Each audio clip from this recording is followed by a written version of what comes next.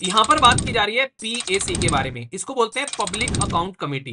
PAC यानी कि public account committee, और ये इतनी ज्यादा न्यूज में रहती है जिसकी कुछ हद नहीं है कि पब्लिक अकाउंट कमेटी का मिसयूज किया जा रहा है। तो ये आरोप लगाए यहाँ पर एक बीजेपी के एमपी के द्वारा, यहाँ पर जिनका नाम है बेसिकली निशान दुबे। ठीक, कोलगेट स्कैम के बारे में आप लोगों ने सुना होगा। तो ये सारे के सारे स्कैम जो थे वो controller and auditor general of India, जो कि हमारे देश के अंदर में एक कॉन्स्टिट्यूशनल बॉडी है, बताइए किस आर्टिकल में इनके बारे में बात की गई है।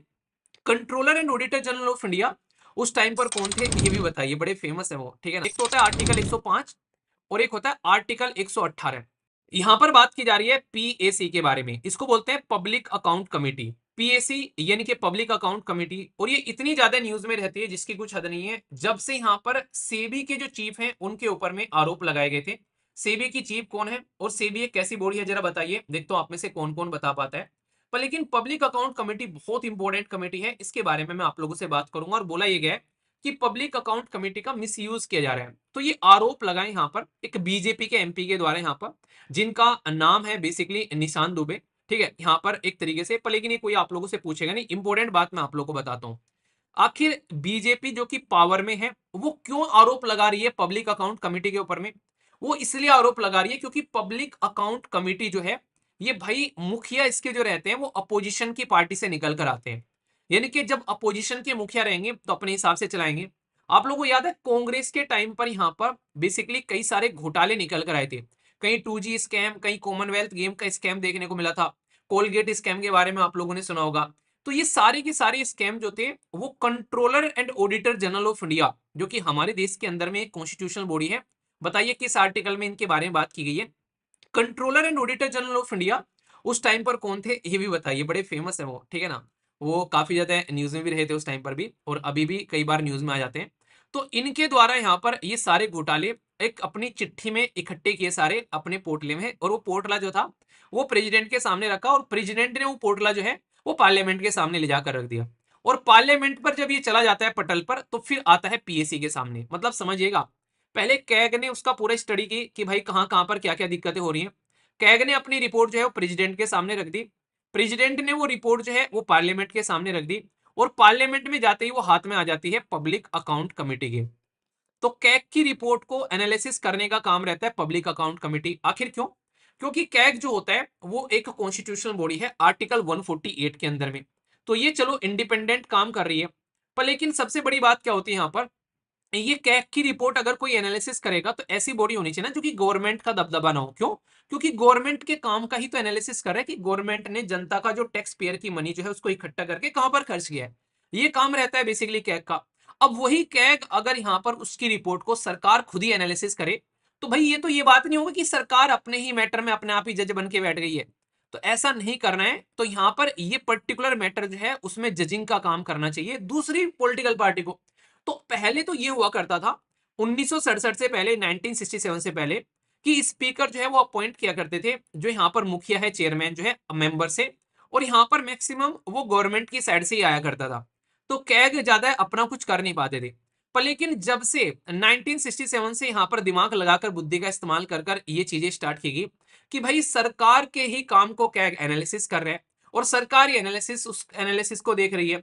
तो फायदा क्या रह गया, क्योंकि प्रेसिडेंट भी सरकार के हैं वो यहाँ पर पटल पे रखेंगे, पार्लियामेंट में मेजोरिटी सरकार की है वो यहाँ पर देखेंगे, और फिर पब्लिक अकाउंट कमेटी में भी सरकार ही है भाई साहब। तो फिर मतलब क्या रह गया इन सब चीजों का?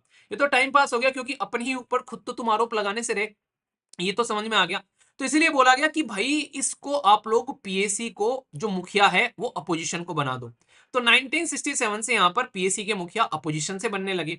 तब से लेकर पीएसी जो है पावरफुल बॉडी हो गई, और पीएसी को लेकर इसीलिए बार बार बोला जाता है कि भाई अगर कोई भी मुद्दा आता है तो पीएसी को भेजो।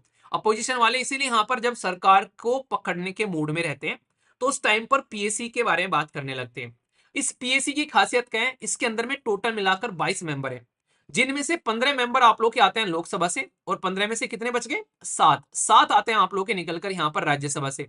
तो यानी कि राज्यसभा और लोकसभा का एक कॉम्बिनेशन देखने को मिलेगा। इससे भी प्यारी बात पता है क्या इसके अंदर में, एक तो दोनों के रिप्रेजेंटेटिव है यहाँ पर। इससे भी प्यारी बात पीएससी के बारे में ये कि इस पीएससी में कोई मिनिस्टर नहीं होता है। Minister can not be elected. मतलब क्या है भाई, मिनिस्ट्री की जो मिनिस्टर की मिनिस्ट्री होगी वो कोई ना कोई बदतमीजी काटेगी, और उसी बदतमीजी का सोल्यूशन जो है यहाँ पर कौन करेगा, उसका सोल्यूशन निकालेगा कैग। और यहाँ पर अगर मिनिस्टर ही आकर बैठ गया तो वो जबरदस्ती करेगा यहाँ पर, तो इसलिए मिनिस्टर को इसमें अलाउ नहीं किया गया। तो इसको इंडिपेंडेंट बनाने के लिए यहाँ पर ये काम किया गया। ये काफी इंटरेस्टिंग है यहाँ पर।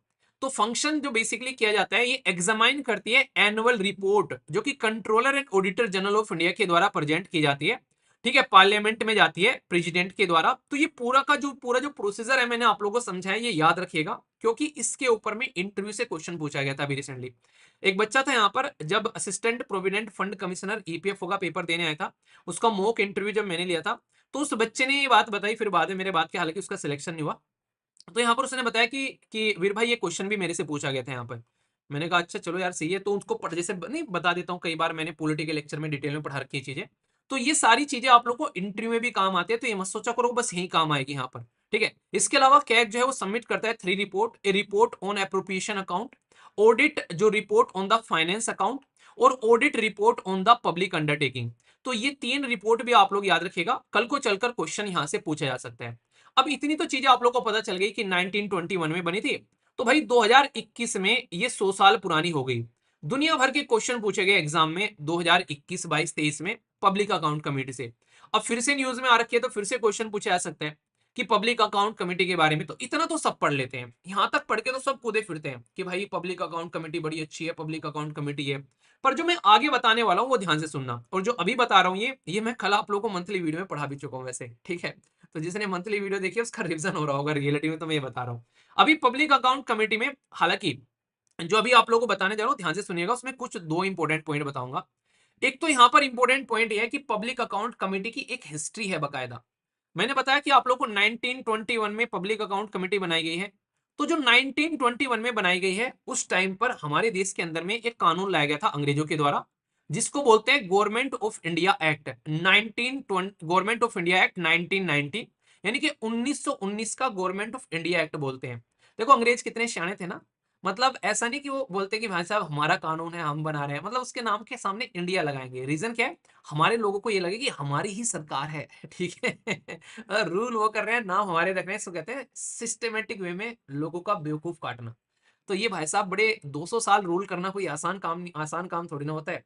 किसी इंसान को आप लोग 2 दिन अपनी बात नहीं मनवा पाते हो, 200 साल तक भाई साहब हमको एक तरीके से रुला कर गए हैं। तो कुछ तो बुद्धि होगी ना उनके अंदर में, बुद्धि का सरासर इस्तेमाल किया है सिस्टमेटिक वे में।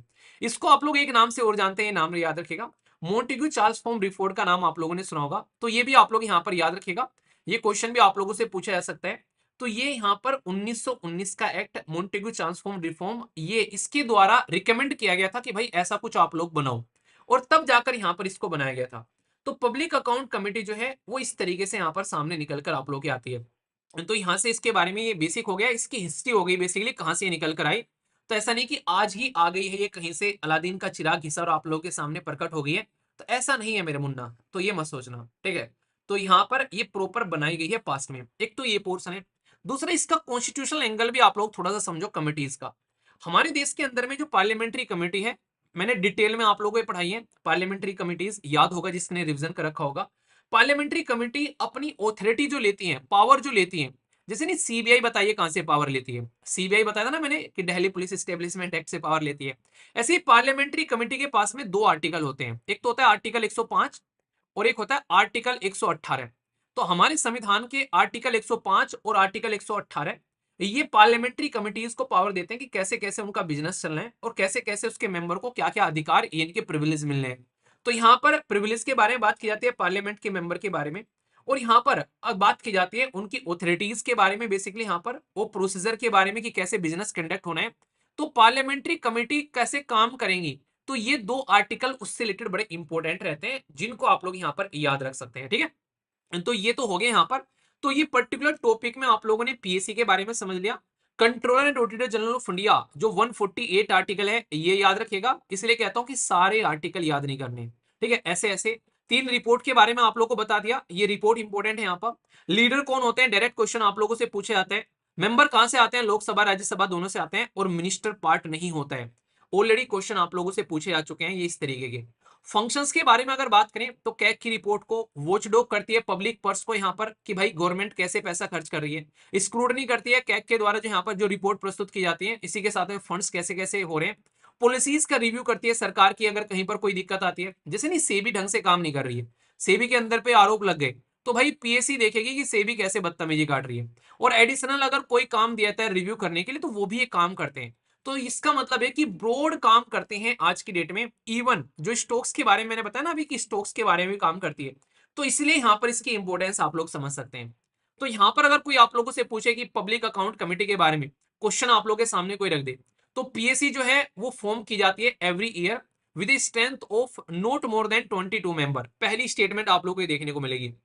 यहाँ पर याद रखना 1 ईयर इसका टेन्योर है, तो ऐसा मत सोचना कि भाई 5 साल के लिए बना दी गई है यहाँ पर। तो ये चीज आप लोग यहाँ पर ध्यान रख लेना। दूसरी स्टेटमेंट में बोला गया यहाँ पर, ये बोला गया कि जो टर्म है ऑफिस के ये मेंबर्स जो है यहाँ पर, ये टर्म ऑफ ऑफिस जो है वो 1 ईयर आप लोगों को देखने को मिलती है, और चेयरमैन नॉमिनेट करता है बाय द जो स्पीकर के द्वारा, लोकसभा के स्पीकर जो है वो यहाँ पर चेयरमैन आप लोगों को नॉमिनेट करता हुआ यहाँ पर नजर आता है। तो इस तरीके से आप लोगों से क्वेश्चन पूछे जा सकते हैं, और यहाँ पर क्वेश्चन पूछे भी गए हैं, हालांकि वो क्वेश्चन बड़े आसान थे, जिनमें डायरेक्ट पूछ लिया कि इसके अंदर में कितने मेंबर होते हैं, मतलब उन्हें थोड़ा सा एक बिल्कुल बिल्कुल लो लेवल के क्वेश्चन आप लोगों से पूछ लिए। तो मैंने टॉपिक को उस लेवल पर आप लोगों को बता दिया है जिससे कि आप लोग चीजों को अंडरस्टैंड कर सकें। तो चेयरमैन जो है यहाँ पर बात की जा रही है अपॉइंट किया जाता है लोकसभा से, पर लेकिन यहाँ पर अगर बात करेंगे 1967 के बाद में जो चेयरमैन जो है वो सेलेक्ट किया जाता है अपोजिशन से, ठीक है। तो यहाँ पर ये नहीं कि भाई साहब चेयरमैन जो है वो यहाँ पर नॉमिनेट कर देंगे, यहाँ पर नॉमिनेशन का जो प्रोसेस था यहाँ पर वो 1967 तक चला था। तो इसलिए आंसर जो है वो आप लोगों को यहाँ पर इसका ए हो गया। तो इस तरीके से टॉपिक को आप लोगों को यहाँ पर समझना है, ठीक है। तो बिल्कुल डिटेल में तसल्ली में एक एक पॉइंट क्लियर हो गया, ऐसे आप लोगों को तैयार करनी है चीजें। और अगर ऐसे तैयार करके चलोगे तो आप लोग किसी भी एग्जाम को दे लेना, जो बार बार पूछते हैं ना सर ये वीडियो किस एग्जाम में काम आने वाली है, हर उस एग्जाम में काम आने वाली है जो गवर्नमेंट का आप लोग एग्जाम देने वाले हो, क्योंकि वहां पर डायरेक्ट क्वेश्चन, इनडायरेक्ट क्वेश्चन, बड़ा क्वेश्चन, लिखने वाला क्वेश्चन हर जगह आप लोग देख सकते हो, ठीक है। तो ये था पूरा का पूरा मुद्दा।